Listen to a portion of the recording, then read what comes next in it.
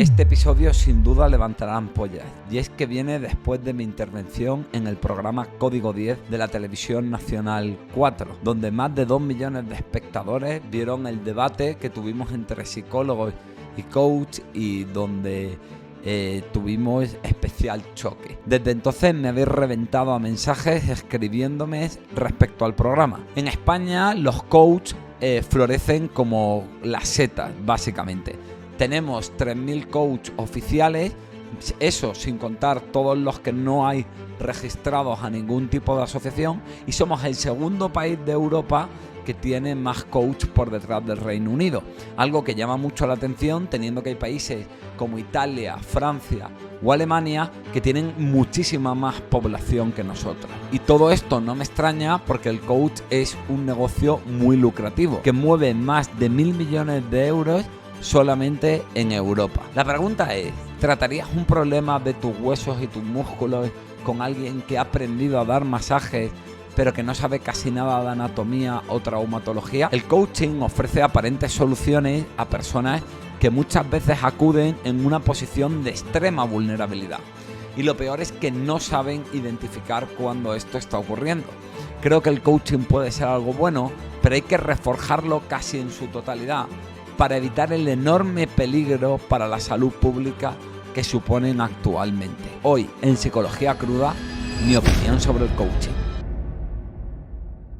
Bueno, perdona que te interrumpa, simplemente quiero señalarte que si te gusta el enfoque psicológico que le doy a las cosas, de no quedarnos en la superficie y intentar ir un poquito más a lo profundo, pues decirte que puedes encontrar este enfoque, el tipo de terapia y de metodología que yo hago en mi equipo de Estar Contigo Terapia. Además, Estar Contigo Terapia es una iniciativa que hemos creado para intentar darle acceso a todo el mundo a un tratamiento psicológico, porque no sirve de mucho hacer divulgación en psicología y dar visibilidad a los problemas de salud mental si luego la gente no puede acceder a un tratamiento.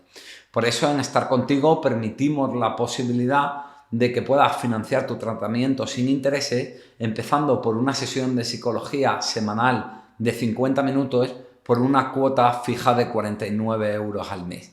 Si te interesa, ahora por fin puedes solucionar tus problemas psicológicos sin que la solución al problema sea un nuevo problema, es decir, cómo pagar la terapia. Así que simplemente clica en el link que te pongo en la descripción para poder acceder al trabajo terapéutico con mi equipo. Un saludico y seguimos con la charla.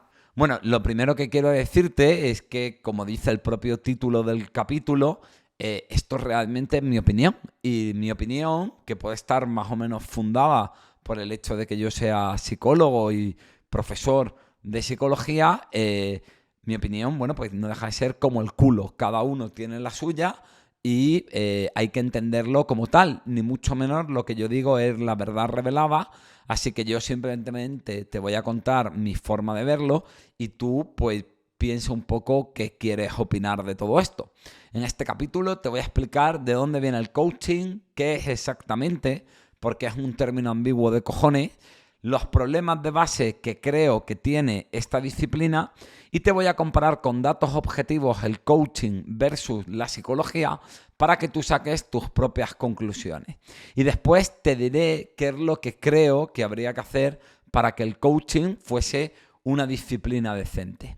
Además, te voy a contar mi propia experiencia personal con el coaching y las mentorías, que algo he tenido y que creo que es algo que no había contado nunca. Así que vamos pues con cada una de las partes y empecemos por qué es exactamente el coaching y de dónde viene. Bueno, el coaching tiene sus orígenes en la década de 1970 con Timothy Gallwey, quien aplicó principios de desarrollo mental al deporte con un libro que se llama The Inner Game of Tennis. Bueno, perdonad mi inglés, que ya sabéis que hablo menos inglés que chiquetete. Gallwey argumentaba que el mayor obstáculo para el rendimiento de los tenistas no era físico, sino que era mental, y que superar esas barreras internas podía mejorar significativamente el desempeño de los jugadores. Su método funcionó muy bien y además influyó en el desarrollo del coaching en otros ámbitos, incluyendo el personal y el empresarial. Es decir, que algo que surgió en el mundo del deporte luego tuvo un contagio a otras áreas. Más adelante, John Whitmore expandió estos conceptos al ámbito corporativo y desarrolló el modelo GROW, Goals, Reality, Options, Will, que se convirtió en una de las metodologías más utilizadas en el coaching. Fue en los años 80 y 90 cuando el coaching se profesionalizó y realmente se expandió en el mundo corporativo y aparecieron las primeras asociaciones de coaching, como por ejemplo la más importante, la ICF, International Coach Federation, fundada en 1995 por Thomas Leonard y que intentó establecer los primeros estándares de formación y de ética que debían cumplir los coaches, porque hasta entonces lo hacían un poco al tuntún. Aunque bueno, la realidad es que a pesar de que existan estas instituciones, eso sigue ocurriendo. Pero bueno, básicamente lo que ocurrió en todo esto fue que una serie de personas pensaron, oye, ¿podemos aplicar técnicas psicológicas para ayudar a las personas a cambiar en temas que no tienen que ver con la salud? Y también un poco desde la mentalidad de que puede que sean los problemas internos, los enfoques mentales, los que más dificultan en el rendimiento de las personas. Y entonces lo que hicieron fue coger estas técnicas y planteamientos de la psicología, y es verdad que en algunos casos la complementaron con otro tipo de componentes, pues yo qué sé, de la filosofía, de la comunicación, también técnicas incluso a veces esotéricas o espirituales ya más raras y un poco más fumadas desde mi punto de vista, y ese batiburrillo de técnicas lo aplicaron en vez desde una perspectiva psicológica o filosófica o espiritual, lo aplicaron desde una perspectiva de empresa. Es decir, que lo importante es todo este tema de cumplir objetivos, desarrollar habilidades y rendir más. Es decir, lo importante es que llegues a ser mejor y a ser más productivo. Que bueno, luego iré con eso cuando te hable de por qué creo que el coaching tiene una serie de problemas, no solo en cómo se implementa, sino en su propio enfoque de base. Pero bueno, esta es la historia de los inicios del coaching, y parece que el gran éxito que tiene el coaching fue el meterse en el mundo de la comunicación y de la empresa, que es obviamente donde está el dinero y donde más podían hacer caja, y además quitarse el estigma de la enfermedad mental, ¿no? Porque es verdad que esto lo hemos normalizado bastante desde la pandemia, pero hasta hace muy poco lo de ir al psicólogo pues era algo como de locos, y había como esta vergüenza ante poder tener un problema psicológico. Total, que lo que hicieron fue aplicar las técnicas de psicología, pero en un mundo donde había más dinero y alejado de la sanidad, y además darle ese barniz como de superación, de manera que ir al coach es súper cool, mega guay, y ir al psicólogo es que eres un puto tarado. Además, el coaching se nota mucho que viene desde este ámbito de la empresa y que viene además del mundo anglosajón, que es una cultura muy pragmática y muy centrada en el resultado. El coaching, por tanto, es muy rápido y está muy centrado en la acción. Es decir, frente a un psicólogo que toma un montón de tiempo en evaluar lo que le ocurre al paciente y intentar entender de dónde vienen todos sus problemas y por qué, por tanto, necesita una solución, o por qué eso que el paciente quiere es realmente lo que más le conviene, pues bueno, pues el coaching es todo llegar y empezar, ¿no? No hay cuestionamiento de los objetivos del paciente, no hay diagnóstico, y además las intervenciones suelen ser más cortas y más directas y con menor número de sesiones. Citando directamente a lo que dicen los coaches, pues diríamos que el coach se centra más en el presente y en el futuro del cliente, ayudándole a alcanzar sus objetivos específicos y a desarrollar nuevas habilidades, mientras que la psicología, especialmente la psicología clínica y sanitaria, trata de enfocarse más en analizar el pasado y de dónde vienen las cosas y tratar problemas emocionales profundos. Lo interesante de esto es que creo que es difícil entender el presente de una persona y entender cómo proyectarse al futuro o qué le viene bien si no entendemos de dónde viene. Porque normalmente lo que nos ocurre a día de hoy se explica únicamente entendiendo el pasado y entendiendo cómo eso nos hace desarrollar determinados aprendizajes.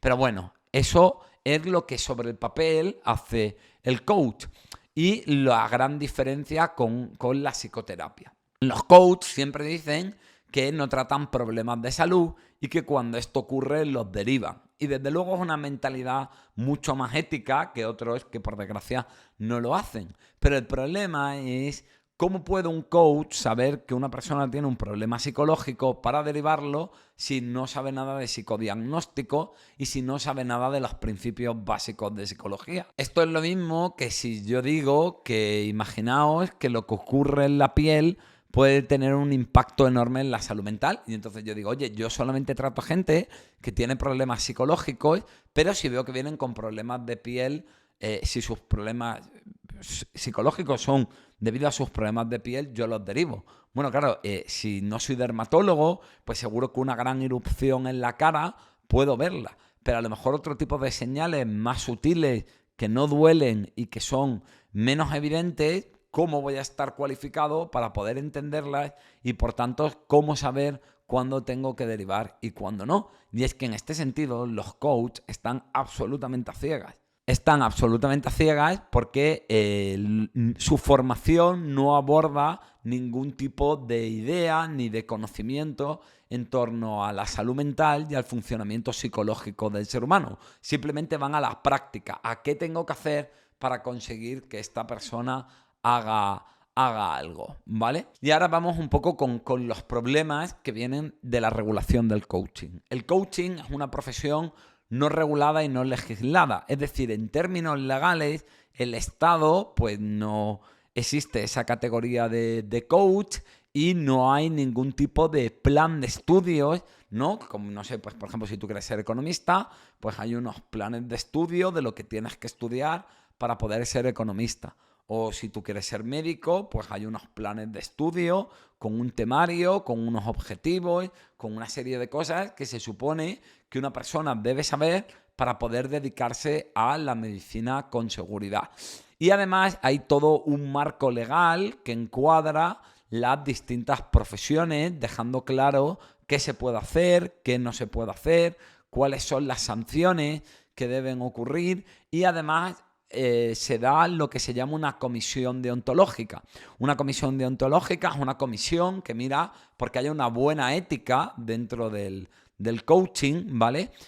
O sea, dentro de la profesión en concreto, para decir lo que se puede y no se puede hacer y cuáles serían las sanciones y las repercusiones de alguien que no lo cumpla. Además, cada colegio, el Colegio Oficial de Psicólogos, el Colegio Oficial de Médicos, el Colegio Oficial de Abogados, tiene una comisión deontológica que digamos que es una especie como de policía o justicia interna dentro del colectivo profesional que evalúa y persigue y se encarga de que quienes hacen una mala praxis, quienes meten la pata y hacen cosas que no debe hacerse desde esa profesión, pues tengan consecuencias y de esta manera proteger el buen uso del colectivo y de la profesión. Bueno, pues nada de esto ocurre en el coaching porque no hay estudios oficiales, porque no está regulado y no está legislado, y esto también implica en que no hay estudios oficiales, ¿vale? Es decir, no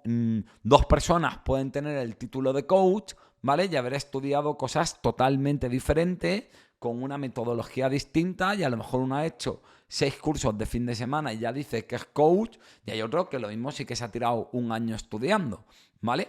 Entonces, el problema es que como no hay estudios oficiales, cualquiera puede ponerse la etiqueta de coach y tú cuando vas a verlo, pues no tienes muy claro qué se ha forzado y qué no. Y además también esto promueve que haya menos formación, porque claro, hay muchas veces que la gente se forma y se gasta el dinero en cursos y estudia y eso hace que empiece a trabajar más tarde y tener menos ingresos porque le obligan. Pero claro, cuando tú no obligas a alguien, pues muchas veces esa motivación baja. Es decir, no digo que no haya coach muy motivados que se forman un montón, pero sí que es verdad que al no haber un requisito legal, lo dejas en la buena voluntad y en la prudencia del coach. Y por desgracia, pues todo el mundo no tiene esa prudencia. Sí que es verdad que para intentar ordenar un poco esto y que haya un coaching un poco más serio, han surgido diferentes instituciones. Antes te hablaba de ICF, pero hay más instituciones. De hecho, en el programa de 4 que estuve estaba David, que era el presidente de la asociación de coaching más importante de España, que ahora mismo no recuerdo el nombre, la verdad. Pero bueno, sí que hay instituciones que intentan poner pues ciertos requisitos, un mínimo de horas de formación, unas ciertas condiciones y pautas éticas, ¿vale? Que intenten elevar un poco el nivel. Pero el problema que hay es que como no está regulado ni legislado, estas instituciones realmente son voluntarias y no tienen ningún poder ni ninguna capacidad de control real a la hora de mirar que los coaches lo estén haciendo bien o mal o estén más formados o menos. Esto no solo ocurre en el coaching, por ejemplo, ocurre un poco en una figura ambigua que hay en España, que es el psicoterapeuta, que es gente que aprende modelos de terapia, como por ejemplo puede ser terapia Gestalt o terapia sistémica o terapia conductista, pero no ha hecho la formación como psicólogo. Es decir, simplemente aprende la parte práctica de hacer terapia sin todos los conocimientos generales que tiene que tener un psicólogo de salud humana, de procesos mentales, como cómo funciona la motivación, la atención, el pensamiento y determinado tipo de cosas que son necesarias para que tú luego puedas aplicar bien la técnica de la psicoterapia. Y además, normalmente, pues este tipo de formaciones, yo las he hecho, yo soy psicoterapeuta, aparte de ser psicólogo, pues son formaciones más laxas, más breves, donde falta una buena base teórica, ¿vale? Entonces, como puedes ver, el problema es ese, que además aquí ocurre exactamente lo mismo. Hay mucha gente que se pone ese título de psicoterapeuta, que como no está legislado, pues hay gente que hace buena formación y gente que hace mala. Pero incluso en los sitios de buena formación, pues normalmente es verdad que, como te contaré luego, la formación es mucho menos exhaustiva y rigurosa que la formación en las instituciones de psicología. Entonces, con todo esto, lo que quiero decir es que creo que hay coach buenos, creo que hay coach que se preocupan en formarse, creo que hay coach que son éticos, creo que hay coach que estudian un montón, ¿vale? Y seguro que hay algunos que son mucho mejores que muchos psicólogos y que ayudan a muchas personas, pero el problema es que al no haber unos requisitos legales y al no haber unos planes de estudio, pues todo depende de la buena voluntad, de la motivación, y a veces no es simplemente una cosa de maldad, es una cuestión de estupidez, de si la persona puede realmente entender las implicaciones de algo que hace o cómo una persona puede saber si realmente está suficientemente bien formada. Ya sabéis que en psicología hay estudiado diversos fenómenos, como el fenómeno William-Kruger, que demuestran que una persona cree que sabe más de algo cuando está iniciada que cuando es experta. ¿Por qué? Porque cuando pasas de no saber nada a saber un poco, te da la sensación de que sabes muchísimo. Bueno, pues este efecto yo creo que ocurre muchísimo en el coaching y es uno de los grandes problemas para que no haya buenos profesionales. En fin, además existen diferentes tipos de coach, voy a decir algunos, pero realmente existen infinidad precisamente por esto, porque como no está regulado, pues mucha gente se inventa lo que le sale de sus santos cojones, ¿no? Entonces ahí tendríamos el life coaching, que es, a mí me parece que es psicoterapia con otro nombre, ¿vale? Que básicamente es coach para cambiar aspectos de tu vida personal. Esto así de ambiguo y de indefinido, ¿no? Que esto puede ser desde ordenar más tu casa a encontrar tu vocación o a conocerte más a ti mismo o a mejorar la relación contigo. Todo esto, lógicamente, si te paras a pensarlo, son cosas de las que yo hablo en otros capítulos, con lo cual a mí me parece psicoterapia encubierta. Pero bueno, luego está el coaching ejecutivo o empresarial, que se da dentro de la empresa y que suele tener que ver con mejorar las dinámicas de relación y de comunicación dentro de los equipos, o que determinados empleados, sobre todo ejecutivos de alto nivel, desarrollen ciertas características o entrenamientos en habilidades que se supone que son útiles para su trabajo, como por ejemplo, pues hablar en público. Este es el coach al que yo le veo más sentido y que creo que hace mejor labor, porque es algo muy concreto, sin meterse en más berenjenales y en el contexto de la empresa, que es donde ha nacido el coaching y donde yo creo que debe de estar. Luego tenemos el coaching deportivo, que ayuda a los deportistas a mejorar sus rendimientos y manejar ciertos temas, ¿vale?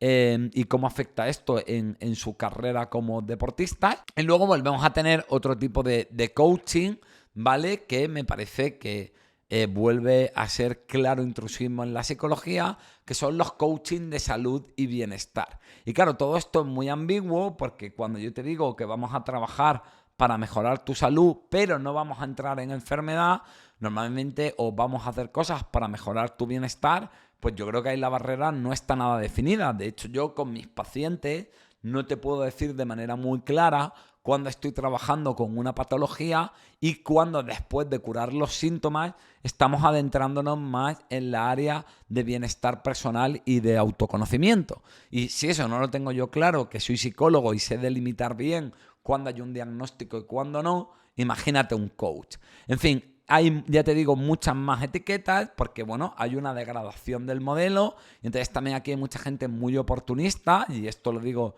rompiendo una lanza a favor del coaching, que como ahora está de moda, pues viene y le pone la etiqueta y simplemente pues queda bien, ¿no? Porque queda cool y sabes que diciendo eso va a vender. En fin, que haya una degradación de la disciplina. Y vuelvo a lo mismo, exactamente lo mismo que le ha pasado a la psicoterapia en España. Precisamente por el mismo motivo, por desvincularla de la psicología oficial y no regularla y no darla dentro de las universidades. Pero bueno, eso lo desarrollo ahora después. Volviendo al coaching, el coaching tiene diferentes tipos de metodologías, es decir, de enfoques o maneras de trabajar para que sus clientes o coachees, que así todo con palabras en inglés, que es muy cool, puedan conseguir sus objetivos. Por un lado tenemos el coaching ontológico, que sobre todo se supone que ayuda a la persona a entender sus propias creencias y su forma de ver las cosas, y como esto le limita o le imposibilita o le dificulta desarrollar todo su potencial y conseguir determinado tipo de cosas.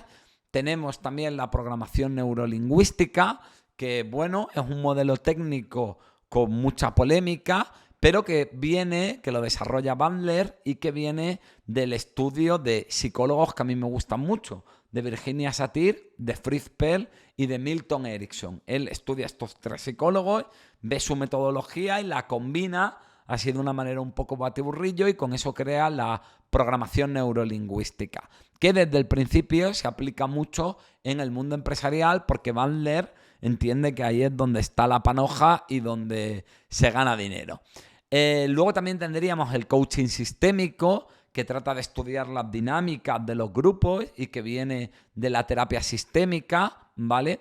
Que es un tipo de terapia que sobre todo estudia el papel que tú tienes en un grupo humano. En psicoterapia se utiliza sobre todo en terapia de familia y pareja, entender cómo se dan las relaciones entre los distintos miembros de un grupo y todo esto, pero bueno, más aplicado en teoría y si no hay intrusismo al ámbito empresarial y grupal o del equipo deportivo o lo que sea. Y luego tendríamos el más raro, que es el coaching con metodología transpersonal, que bueno, que combina cosas de espiritualidad y de autoconocimiento profundo y de buscar un sentido o una conexión con un poder superior, ¿vale? Es decir, transpersonal es algo que supera, que modifica a la persona y que ya tiene este componente un poco como más espiritual o esotérico, y ahí es donde ya empiezan a verse las cosas un poco más extravagantes, por decirlo de alguna manera. Pero bueno, con todo esto, todos estos problemas que te acabo de decir, realmente se podrían mejorar si hubiera una buena regulación de la profesión, ¿vale? Y este sería el fin del problema. Y aunque esto ayudaría muchísimo, y desde luego yo abogo por ello, luego te voy a decir cómo creo yo, es verdad que en base al criterio de mis huevos, que habría que que regular el coaching, pero creo que todos los problemas no se limitarían aquí, es decir, se solucionarían gran parte de los problemas, pero creo que el coaching tiene un problema de base, y es que tiene un problema desde el marco epistemológico que se fundamenta. ¿Qué carajo significa esto de marco epistemológico, Ventura? Que te encanta utilizar palabrejas. Bueno, pues en primer lugar ya sabes que tengo que compensar las 10.000 palabrotas que digo, que yo tengo la sutileza de la lencería esparto, y entonces decir palabras como epistemológico o citar a veces a algunos autores, pues es la manera que tengo para compensar todo esto, ¿vale? No, yo sin coña. Mira, vamos a ver. Problema epistemológico de base. Bueno, pues la epistemología es un poco desde qué punto de vista tú fundamentas tu enfoque, ¿no? Desde donde tú estás viendo absolutamente todo, ¿de acuerdo? Pues, por ejemplo, inicialmente los problemas de salud mental pues se veían desde una perspectiva religiosa en la Edad Media, y entonces cuando alguien era esquizofrénico, pues se decía que su delirio y su locura era por una posesión del demonio, ¿no? Pues ahí se ve bien el marco epistemológico. Era una manera de ver la salud mental desde un punto de vista de la religión, ¿de acuerdo? Bueno, pues el marco epistemológico del coaching es el del mundo de la empresa y desde el mundo de vista de lo práctico. Es decir, todo continuamente se basa en la idea de que los individuos se pueden mejorar como si fuera una aplicación de un móvil, que la vas actualizando y como si hubiera una manera mejor que otra de estar en el mundo, y la vida no fuera algo que se viviera, sino que fuera algo que se pueda hacer bien o mal, ¿vale? Y además van también en esta línea de que, claro, lógicamente lo mejor y lo bueno es lo productivo, es lo que rinde más y es lo que consigue más cosas, o por el contrario implica una tecnificación del ser humano. Lo bueno es lo que sigue no sé qué método, lo que sigue no sé qué técnica, lo que sigue no sé qué entrenamiento. Es decir, tienen una visión muy superficial del individuo, donde hay individuos que pueden ser mejores que otros, y además una profunda deshumanización del ser humano por la tecnificación, porque en vez de enseñarle a vivir en coherencia y que las cosas salgan de una manera natural y espontánea, le dicen que no, le dicen que tiene que seguir determinado tipo de técnicas, de meditación, de pensamiento positivo, de productividad, de gestión del tiempo y de no sé qué, no sé cuánto, ¿vale? Entonces, de alguna manera va en contra del fluir natural del ser humano, y lo que promueve es tecnificarlo. Aunque he de decir que estos problemas del coaching en gran medida también los tiene la psicología. Otro problema que también cada vez, por desgracia, tiene más la psicología de panfleto y superficial que tenemos, es que el coaching no cuestiona los objetivos. Es decir, las personas vienen, plantean que quieren conseguir algo, y el coach intenta crear una metodología para que la persona consiga ese objetivo. Es todo muy obsesionado con lo práctico y con buscar el resultado lo antes posible y con ver cómo mejorar. Y esto puede ser un problema, que luego lo desarrollaré más, porque al no cuestionar los objetivos, muchas veces no se dan cuenta de que las personas ponen objetivos que vienen de sus propios problemas de salud mental. Por ejemplo, una persona que tiene problemas de autoestima se puede poner como objetivo tener que ser el mejor empresario del año, porque tiene una dependencia del logro para tener autoestima, y el coach lo que va a hacer es fomentar eso en vez de decirle, oye tío, pues quizá tu autoestima no debería depender tanto de lo que consigues en el trabajo, porque te vas a obsesionar y vas a acabar siendo un workaholic y vas a estar desatendiendo otras áreas de tu vida que quizás también son importantes. Bueno, pues el coach no cuestiona nada de esto.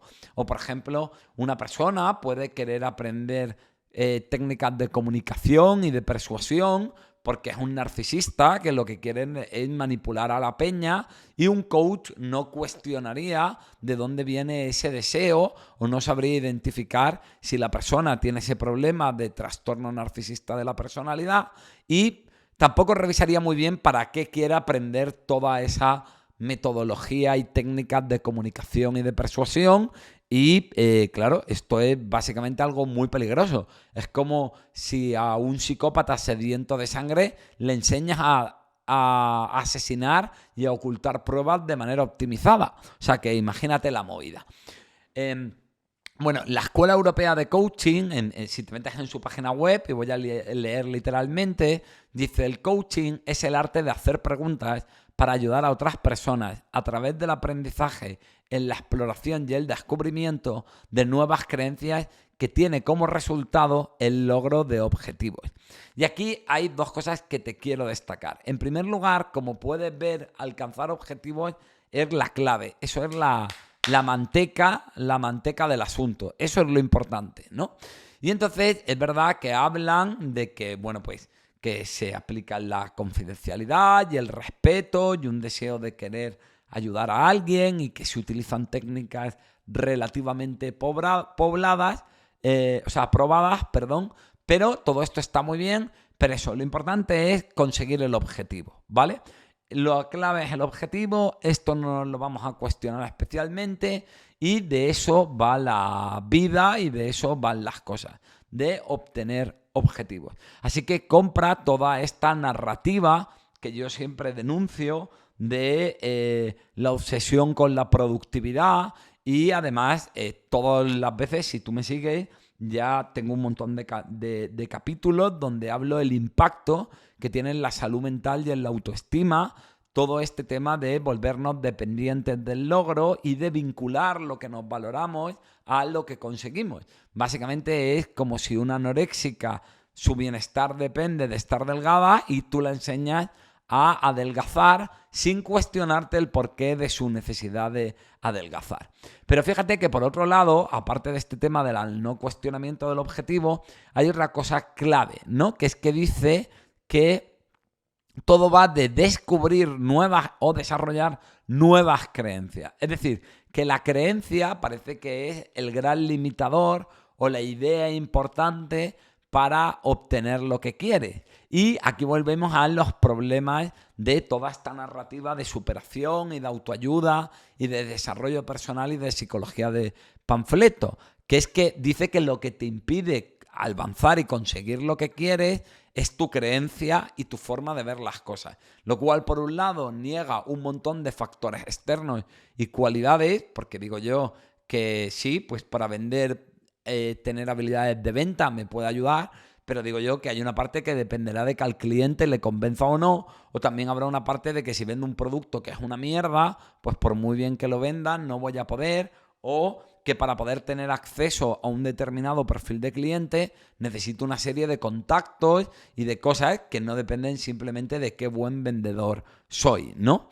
Y además también hay cualidades que difícilmente yo voy a poder desarrollar porque muchas veces tienen que ver con la personalidad o porque muchas veces tienen que ver con determinado tipo de características. Por ejemplo, en las ventas está comprobadísimo que la gente atractiva vende más que la gente menos atractiva. Por eso normalmente los visitadores farmacéuticos o los comerciales pues suele ser gente con un aspecto físico determinado, ¿no? Y esto pues no, ellos te dicen que todo depende de tu creencia y de cómo te limitas y que es tu forma de ver las cosas y tal, con lo cual niegan un montón de factores súper importantes y se quedan en esta fantasía del si quieres puedes, y además es un enfoque terriblemente culpabilizador, porque si te va mal es porque tú te estás autolimitando por una creencia y no sé qué, no sé cuánto. Así que en gran medida el coaching tiene todo lo que yo suelo criticar como problemas de base al desarrollo personal, a la industria de la autoestima y a este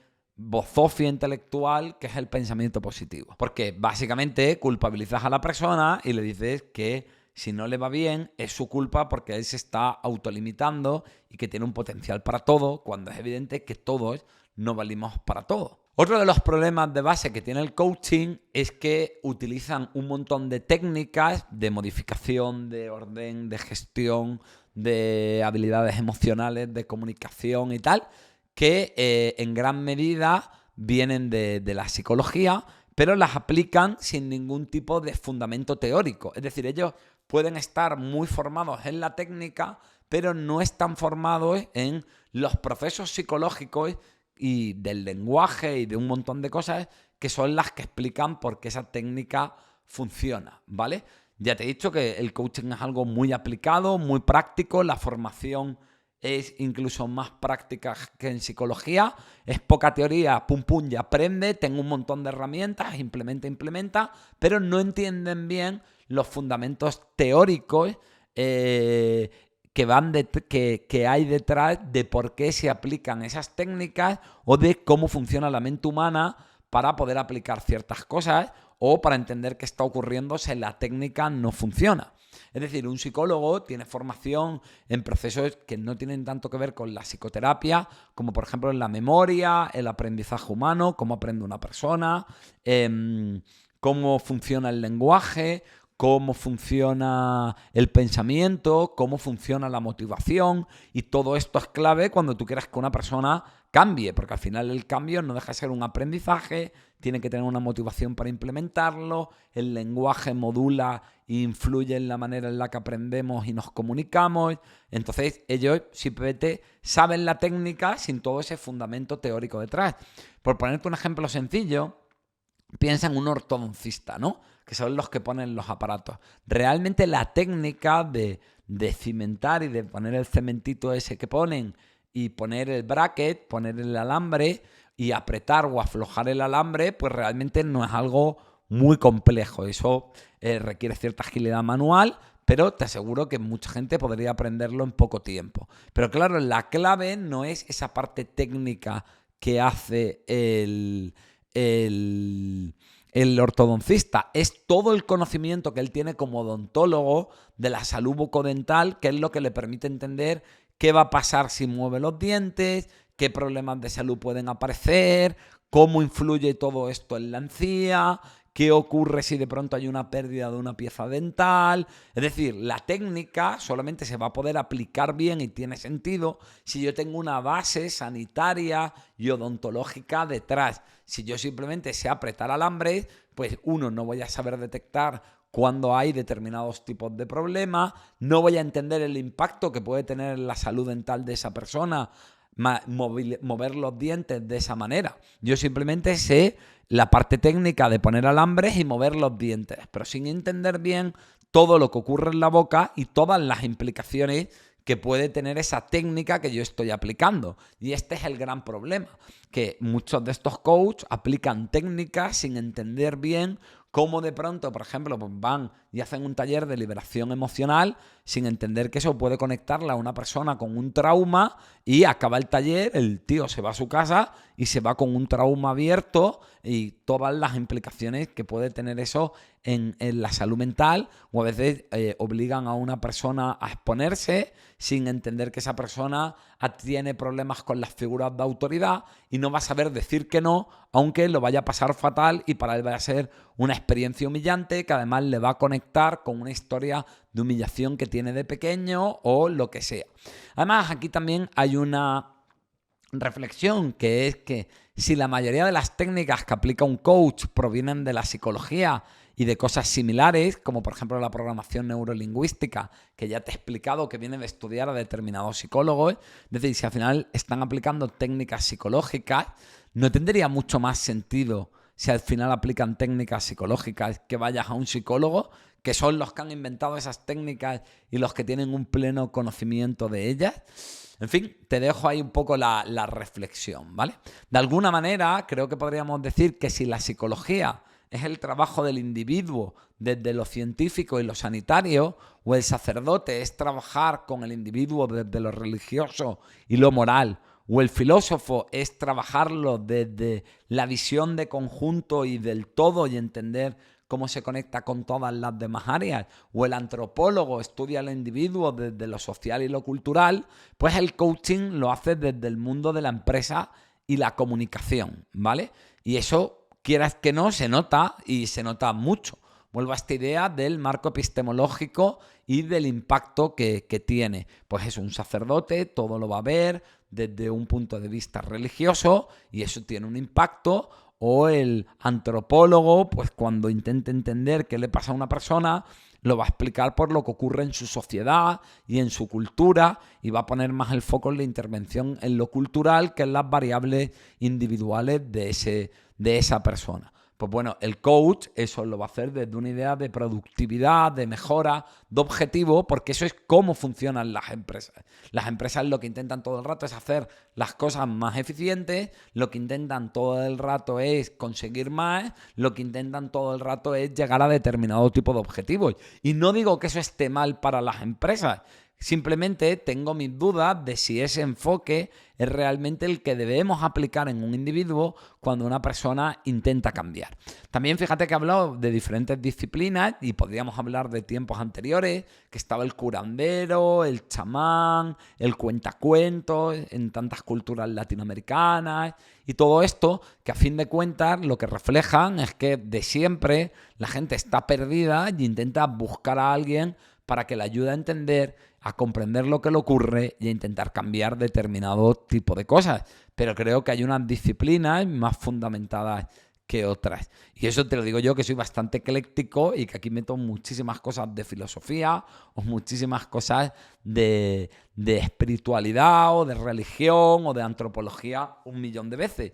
Pero creo que todo eso lo puedo incorporar desde mi base como psicólogo y ser psicólogo pues seguro que sesga y que determina cómo abordo diversos tipos de cuestiones.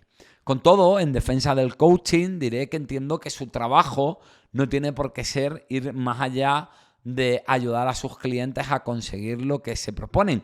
Ellos simplemente son facilitadores técnicos. De la misma manera que si tú vas a un restaurante, el camarero no te pregunta si pedirte una pizza es lo que te viene mejor para tu salud o para tus objetivos nutricionales, ¿vale? Ellos simplemente te intentan dar eso que tú quieres.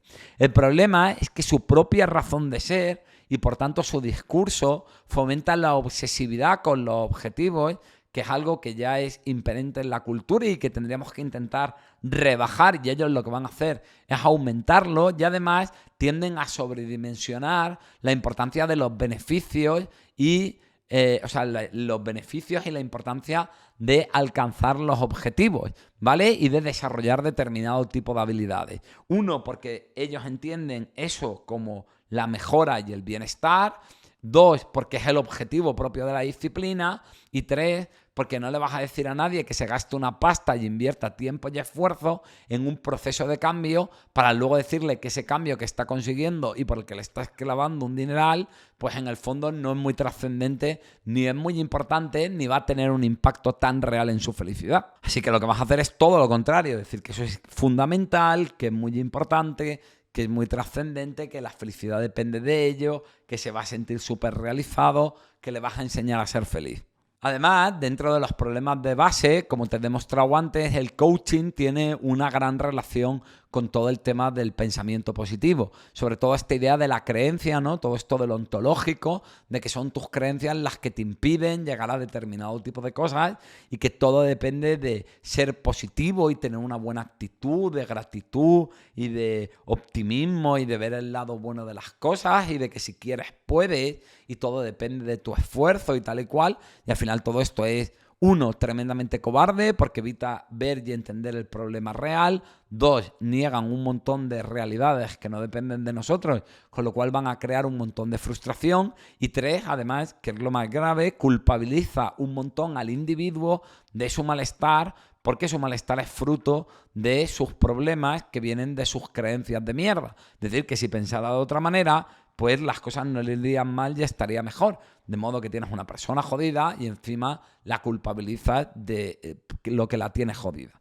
Con dos cojones y todo muy bien. Sobre todo, creo que lo que hay que entender es que las personas que normalmente buscan una relación de ayuda, sea de coaching, sea con un director espiritual, con un sacerdote, sea con un psicólogo, sea con un médico, pues las relaciones de ayuda siempre vienen para situaciones de vulnerabilidad.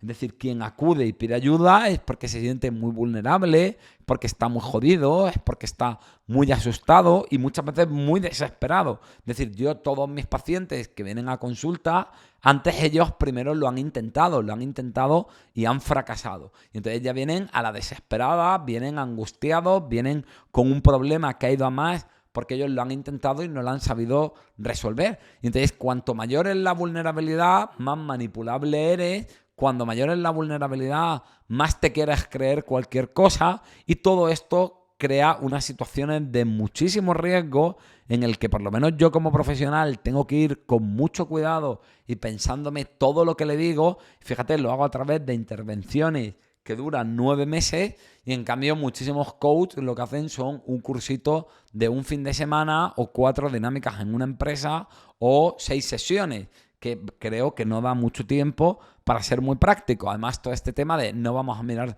tu pasado, vamos a centrarnos en tu futuro.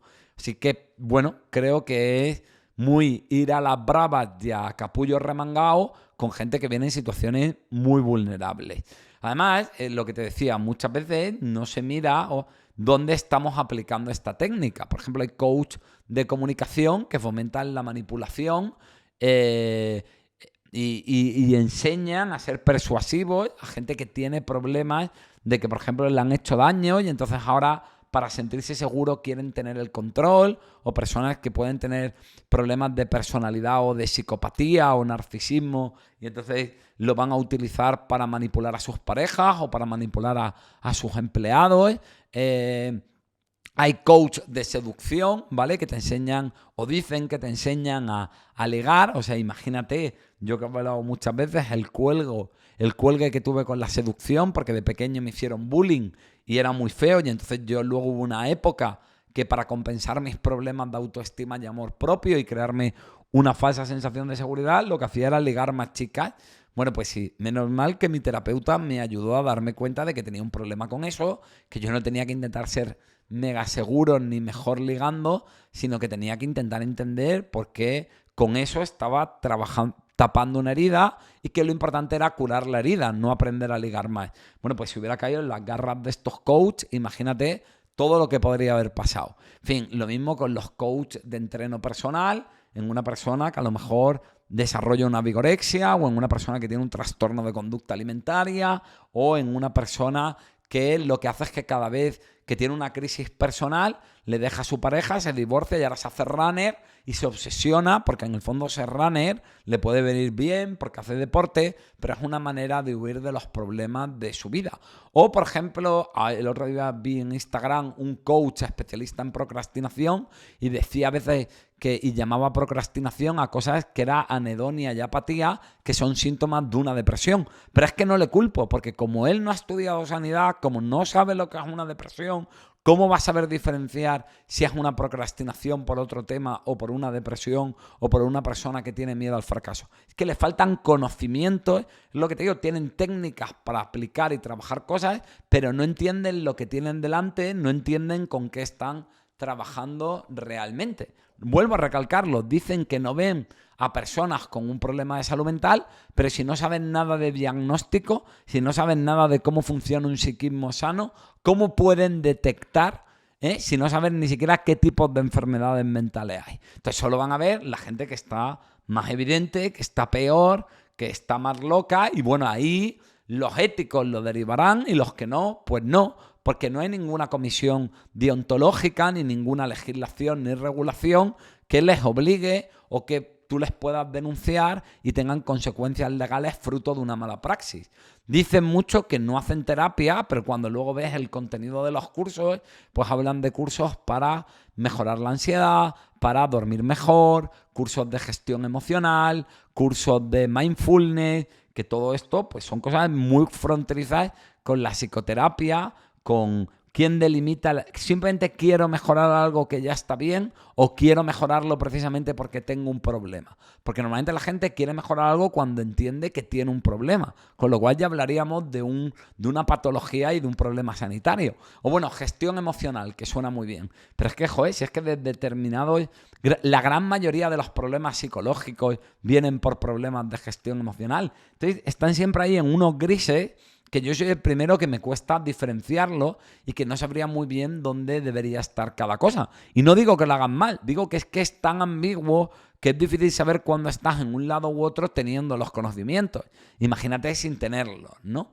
Además, hay otra cosa que ocurrió en el programa que me llamó muchísimo la atención y que la he oído a muchos coaches, me refiero al programa de 4, que es que hablan de que el coaching además tiene una parte muy buena, porque hay mucha gente que se da cuenta de que no le gusta su profesión y entonces se reinventan y se convierten en coach. Bueno, esto entiendo que para el que se hace coach pues será muy bien porque saldrán de algo, pero no creo o sea, realmente de lo que te habla es de alguien que está frustrado y de pronto busca una salida, que me parece algo súper legítimo. Pues claro, tú a una persona que ya tiene 40 años, decirle ponte ahora a estudiar 4 años de psicología y 2 años de máster habilitante, pues le va a parecer algo larguísimo. Entonces la mayoría de lo que buscan es el camino rápido, es algo que sea como más práctico, que les permita empezar antes. Y esto, como te explicaré ahora después, es precisamente lo que ofrece el coaching. Es más, como la mayoría, el coach todavía no está tan implementado, pues para muchísimos coaches, para la mayoría el coach es una actividad complementaria a otro tipo de profesión. Y esto significa que al no ver tanta gente, pues no tiene tanta experiencia, no se puede formar tanto y vamos, que faltan tablas. Ahora después te voy a finalizar haciéndote una comparación, esta es la parte quizá de más salseo, de la psicología versus coaching en la formación para que entiendan las diferencias que hay y por qué un psicólogo es un profesional infinitamente más cualificado que un coach, y luego te voy a dar mi opinión de cómo creo yo que habría que regular el coaching. Grandes frases de otros. Lo más difícil es explicar aquello que es evidente, pero que todo el mundo ha decidido no ver. Ayn Rand. He utilizado esta frase de la escritora y una de las grandes referencias intelectuales del liberalismo filosófico, que es esta novelista de origen ruso que desarrolló su vida en Estados Unidos.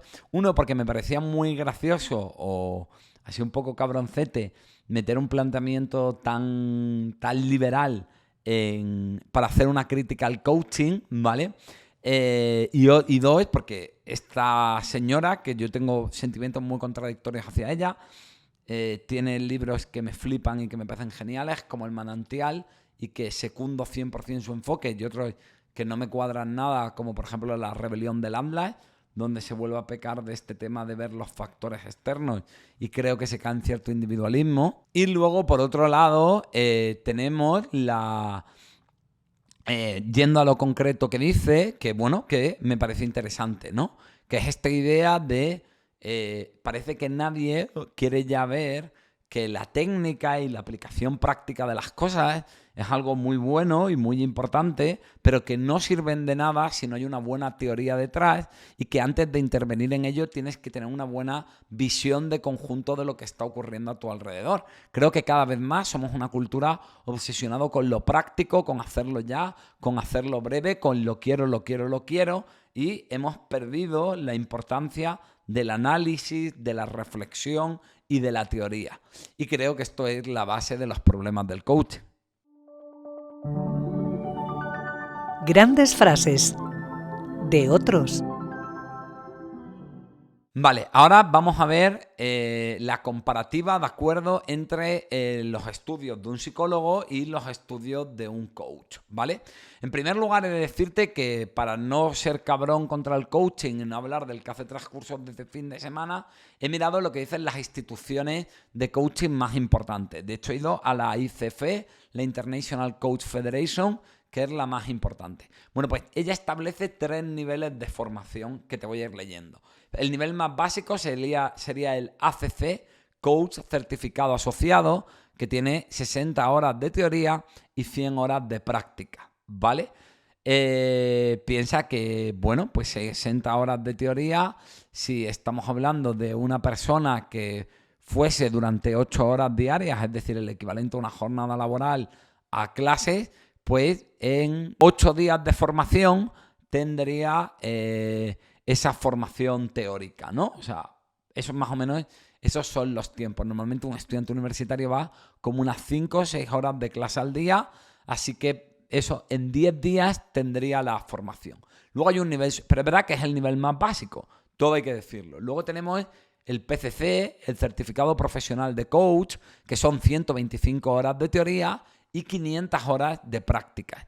Y luego ya tendríamos el nivel más alto, que se supone que debería ser el recomendado, que es el máster certificado de coach, que tiene 200 horas de teoría y 2.500 horas de prácticas. Como veis, hay muchísimas más prácticas que teoría, porque ellos se centran más en eso, y estamos hablando de que el nivel más alto es este. Por eso, para no ser malo, ¿vale? No voy a hacerlo fácil, porque lo fácil sería comparar al psicólogo con el nivel más bajo. No, vamos a irnos al nivel de cualificación más alto de la ICF, o sea, al máster certificado de coach, y lo vamos a comparar con los estudios de un psicólogo. ¿Qué tiene que estudiar el psicólogo? Bueno, pues el psicólogo, en primer lugar, tiene que estudiar 4 años de carrera, ¿vale? Con 240 créditos, ¿vale? Los créditos, para que te hagas una idea, son... cada crédito tiene un conjunto de horas. Te lo voy a explicar primero en créditos y luego te traduzco. Es decir, estudias 240 créditos y de esos unos 12 créditos están destinados a las prácticas, aunque varía un poco dependiendo de la universidad. Y es verdad que aquí podríamos decir que hay muy poca formación práctica, pero en formación teórica tiene entre 3.900 y 4.050 horas de formación teórica, más eso, más un complemento de unas 300 horas de formación práctica, ¿vale? Vuelvo a recordártelo que el nivel más alto de cualificación de coaching son 200 horas de teoría frente a las 4.050 del psicólogo y son 2.500 de prácticas frente a las 300 del psicólogo. Es decir, ganan en práctica, pero suspenden por mucho en teoría. Se supone que con esto el psicólogo tiene unos conocimientos generales de la mente humana, de la salud, del funcionamiento del cuerpo y además aprende no solamente sanidad, sino también otras disciplinas como marketing, comunicación, deporte, orientación laboral, pedagogía y una serie de cosas. Si allá hablamos de temas de intervención con pacientes, la ley le exige al psicólogo después del grado formarse en un máster, que es el máster en Psicología General Sanitaria, o sacarse una oposición que luego le hace estar durante 4 años haciendo una formación de residente parecida a los médicos, que es el psicólogo clínico, ¿vale? Psicólogo clínico son 4 años de formación práctica y su residencia y su formación teórica va a depender un poco de dónde haga la residencia. Por ejemplo, yo doy clase en el Hospital Universitario Virgen de las Nieves y le doy clase a los residentes de psiquiatría y psicología de salud mental en la unidad de docencia y psicoterapia, pero por ejemplo hay gente que hace la residencia en otro hospital y ni siquiera hay unidad de docencia y psicoterapia, así que esto varía un poco. Voy a utilizar como referente el máster en Psicología General Sanitaria porque no es una oposición y porque el 95% de la gente que ejerce, por desgracia, no ejerce en la pública, que ya sabéis que en la pública tenemos uno de los ratios de psicólogos más bajos de Europa, con solamente 6 psicólogos en la sanidad pública por cada 100.000 habitantes, que es una verdadera vergüenza y uno de los motivos por los que creé estar contigo para dar acceso a la terapia, pero bueno, que me estoy enrollando. Vamos a compararlo con los psicólogos generales sanitarios, que es lo que hace la mayoría. Bueno, pues el máster habilitante para ejercer de psicólogo sanitario tiene 90 créditos, que 500 horas son prácticas externas. Y luego, tiene 500 horas prácticas y 1.250 horas de formación teórica. Es decir, un psicólogo tiene 1.550 horas de práctica, ¿vale? Y más de 5.000 horas de formación teórica y un coach 200 horas de formación teórica y 2.500 horas de práctica. Si lo sumamos todo, un psicólogo tiene 6.100 horas de formación, ¿vale? Y un coach 2.700 horas de formación, ¿vale? Así que ahí pues tú sacas tus propias conclusiones. También te diré que además muchas veces se les pide a los coaches que ellos se tienen que buscar sus propios clientes para hacer esas horas de formación práctica, pero realmente la institución no tiene ninguna manera de comprobar y de certificar que el coach ha visto a esos clientes, porque él simplemente reporta y dice que ha hecho esto, pero no hay ninguna manera de comprobarlo. En cambio, un psicólogo, cuando dice que ha hecho horas de formación práctica, se pueden certificar porque ha estado en una clínica viendo unos pacientes, hay unas historias clínicas, hay una supervisión por parte de otros psicólogos y se ha estado en una institución y todo esto certifica y garantiza que esta formación es real. Pero bueno, independientemente de que pueda haber este fraude o no, el coach ha hecho 2.700 horas y el psicólogo ha hecho 6.100. Y sobre todo, recalcando la importancia que le da la teoría, es lo que te hago ver. El psicólogo ha hecho 4.300 horas de teoría frente a 200 horas, es decir, casi que el equivalente a un par de asignaturas que ha hecho el coach. Bueno, pues estos son los datos. Saca tus propias conclusiones. Vamos ahora, porque todo no va a ser hate, a mi propuesta para el coaching. Es decir, yo con todo esto no estoy en... O sea, critico muchas cosas del coaching, pero es verdad que creo que gran parte del problema del coaching viene simplemente de la regulación y que si se regulara bien, pues la cosa mejoraría bastante. ¿Qué es lo que habría que hacer? Bueno, pues regular los estudios de coaching, que se decida qué formación tiene que tener un coach, cuáles tienen que ser las asignaturas que tienen que estudiar, que se constituya un colegio profesional, que haya una comisión ética y deontológica, ¿vale? Que diga qué es buena praxis y qué es mala praxis, qué es moral y qué no, que haga un psicólogo y que además un coach, perdón, y que además haya implicaciones legales con sanciones, como a mí que me pueden retirar la denuncia o me pueden multar o hasta puedo ir a la cárcel si hago cosas que no debo hacer como psicoterapeuta. Yo la verdad que dentro de las propuestas que hay, la que más me cuadra es que el coaching sea una especialidad dentro de la psicología. En esta línea hay un máster en la Universidad Complutense de Madrid que lleva Miguel García Saiz, con el que yo tuve varias reuniones para hablar de todo esto hace muchísimos años, cuando yo vivía allí, y que él era un profesor de psicología social que da formación en lo que él llama Coaching Psychology, aunque es verdad que mucha gente que se apunta a este máster no es psicólogo, pero es coaching desde la psicología. Yo creo que lo que habría que hacer es, igual que te he hablado de que está el grado y luego el máster de Psicología General Sanitaria, creo que sería bueno que la gente hiciera el grado en psicología y luego hiciera una especialidad en coaching. ¿Por qué? Porque aunque no vaya a ejercer en la sanidad, en el grado sí que has visto suficientes asignaturas de psicopatología, de diagnóstico, de cómo es el funcionamiento sano y el funcionamiento alterado, que te van a permitir no trabajar, pero por lo menos identificar cuando una persona tiene un problema de salud mental y en vez de ir al coach, le viene mejor ir al psicólogo. Y porque además creo que es ya que aplican técnicas psicológicas y que se basan en funcionar con el lenguaje, con la comunicación, con el pensamiento, con las emociones, con las actitudes, pues quien más estudia eso, obviamente, es un psicólogo. Así que creo que estaría muy bien que hubiera psicólogos coach y que sería un trabajo muy bueno. Sí que creo que habría que limitar su intervención al ámbito de la empresa y al deporte, a la mejora de habilidades, a la orientación laboral, a desarrollar conocimientos y enfoques, habilidades de gestión, tener herramientas, ¿vale? Pero que en el momento que toquen algo de bienestar o esto que ellos llaman life coaching y de tu propia vida, pues creo que en el fondo es un tema de salud, aunque no haya enfermedad, porque es promoción de la salud, y ahí creo que sí que deberían ir al psicólogo sanitario, ¿vale?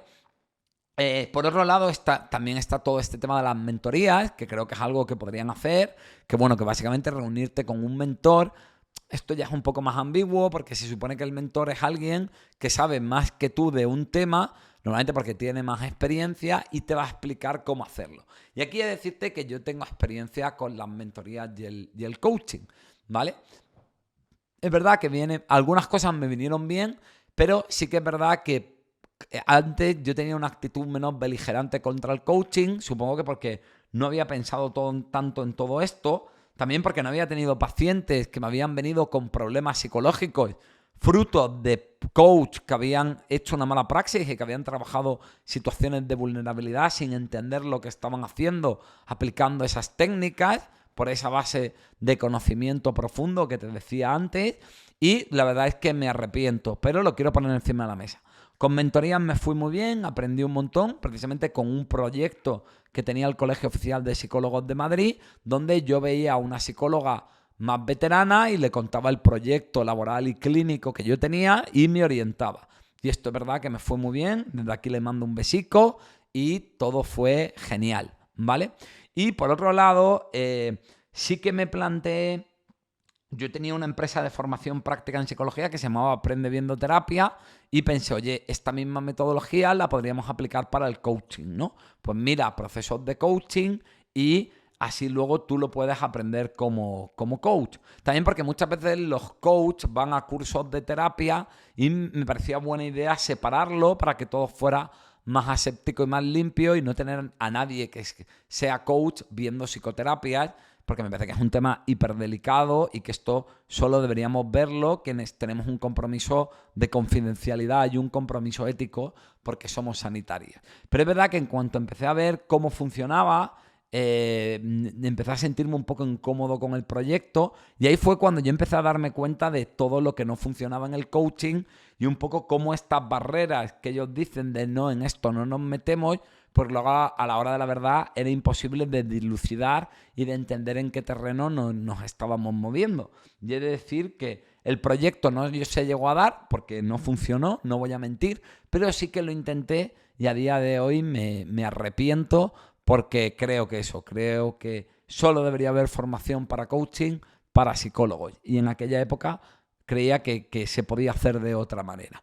Así que bueno, esa también es mi experiencia personal y lo que yo vi, pero es verdad que gracias a esto pues conocí a gente muy interesante como este profesor de Coaching Psychology, el psicólogo social Miguel García Saiz, que creo que en su línea, aunque yo sería más rígido, es hacia donde yo creo que deberíamos ir para tener todo esto bien regulado. Así que bueno, esa es mi espina clavada y mi falla, que todos fallamos con el tema del coaching. Así que no sé, ¿cuál es tu opinión del coaching? ¿Qué crees después de ver todo lo que he dicho? ¿Hay cosas que crees que debería de haber dicho y no he metido? Por favor, me encantaría leerte en comentarios y bueno, envía esto a gente que vaya al coach, a psicólogos, para que tengamos un debate reflexivo sobre todo este tema y suscríbete, dale a like y todo ese tipo de cosas. Eso es todo, un abracico y nos vemos en el próximo episodio.